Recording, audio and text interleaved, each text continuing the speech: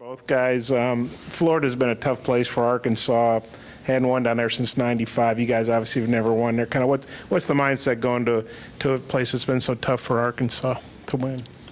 Just take one day at a time. We know Florida's a pretty good team, and we just got to come out and have that mindset of defense, and hopefully we come out with the win. There's one of the two teams me and Anton haven't had the chance of beating. They're a tough team, but we come down there and play good defense and do what we're supposed to do, I think we'll be all right. When you think about it, '95, I'm not even sure either you guys were born and you're seniors. Is that just kind of hard to believe, a program as good as Arkansas, even though Florida's a tough place, obviously, is that just kind of hard to believe it's been so long since Arkansas won down there? It's hard to believe, but that's what it is.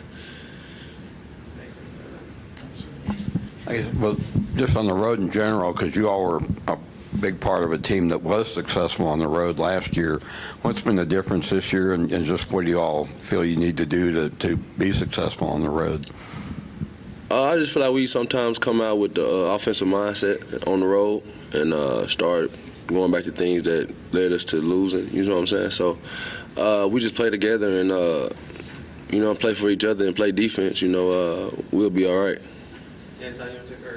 Yeah, like he said, I think we come out, play together, and just stay together. If we up or down, keep our poise on the road, and play good defense, I think we'll be all right. Anton, with your personal relationship with Kayvon, does this game mean a little bit more? I mean, it's your last guaranteed game against him. Yeah, I mean a little bit more, but I don't want to put personal things into the game. I'm playing for the Razorbacks and for the team. He's playing for Florida and his team, so what me and him have going, I wouldn't say it was something like that, but when we talk, it'll be something that we bring up in the future. Yeah, for both you guys, Darius got his first start. He seemed to give you guys a good injection of energy. What'd you think of Darius? I guess first off, what'd you think when you heard he was starting, and just what'd you think of how he played? Darius Hall, he played good. They played real good last game, and he come with a lot of energy. He do that same thing in practice. He's everywhere on the court. He gets a lot of rebounds, and he's just an energy guy. I never seen somebody with so much energy in my life, but he has a lot of energy, and Coach believed in him. Coach always says, trust players, and he trusted them to go out there and start.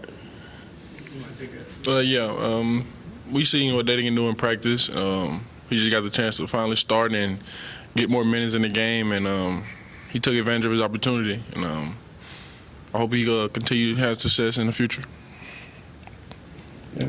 And then, Daryl's got, I think he had 80 assists last year. He's got 69 now, so he's almost got as many as he had last year. And he had 8, I think, for the 4th time. What do you guys think about Daryl's play, how he's improved as a playmaker and as an assist guy? He's a great player. When teams are locking on him, and he's driving in there and dishing the ball, that's just plays that he's making. He can make plays. And we saw that in the last game, the last little stretch.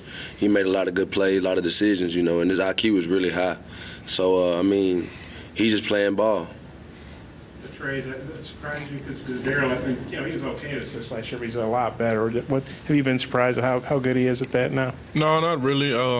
I think he's just coming to his own. I think last year he was trying to figure out his role on the team, and this year he's more of a facilitator when teams are locking in on his stuff and trying to force a shot or do something else. So I just think he's just growing into his role. I know conference play changes what you guys are able to do offensively, but can you put any things into what maybe some of the struggles have been offensively and some of the struggles scoring for you guys in conference play? I think some of them is coming from, sometimes we are tired out there playing, and we just got to sometimes put our hands up and come out the game, and sometimes we get kind of stagnant where we just start watching it. Somebody whoever got the ball just start watching them. That's where I feel like our struggles come from. Yeah, I think like he said, we get stagnant sometimes, we get tired, and a lot of that comes from defense. Like, we're not getting stops. A lot of our points usually come in transition. And once we get in the half court, I think we get stagnant, and the spacing on the floor is not right. So it's just something we need to work on in practice every day. Trey, this one's especially for you. When you see Daniels play since conference play started, do you see him being more comfortable out there? Because obviously the SC play is different than non-conference. Yeah, I think he's getting more comfortable. I think he's just a guy like the more he plays, the more he adapts to the game and who he's playing and the level of competition. I think he steps up to it tremendously. So I just think he'll step up game by game.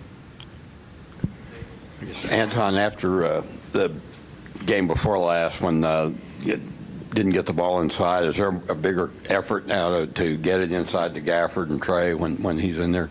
Well, we gotta let them touch it. You know, when they both touch the ball, something good always happen. And, you know, coach always preaches it. But I feel like that one game we didn't really go inside. We were kind of throwing some shots up, but that's a big emphasis for us to start getting the ball inside, because when they get it, they work even harder. Hey, Anton, I don't know, how often do you and Kayvon, talk or text, and do you just kind of cut off communications before you guys play each other? And have you noticed he's kind of struggling with his shot? He's only shooting 29 from 3 and under 35 for the year. That's kind of uncharacteristic for him. Is that something you've noticed? And are you kind of worried he might break out because he's overdue? I mean, I noticed it, and that's something that came up to a breakout game, but hopefully it's not against us. But no, we don't talk during the week of the games. We'll probably talk next week sometime when they play somebody else, but we don't talk the week of the game when we play them. You guys, like, when was the most recent time you guys texted? or talked? About 2 weeks ago. You guys is it personal stuff? Is it basketball stuff? Just. I mean, we're both busy. We practice at school. It's just like, we know we're friends. We don't got to talk every day. Anything else? One more right here. Trey, I think there's a little period where you and Daniel played together last week in the last game. Do you all work much in practice together, and do you feel comfortable working with him? Yeah, we work a little bit of practice together. I'm comfortable with whoever coach puts out there with me, so not a big adapt thing for me.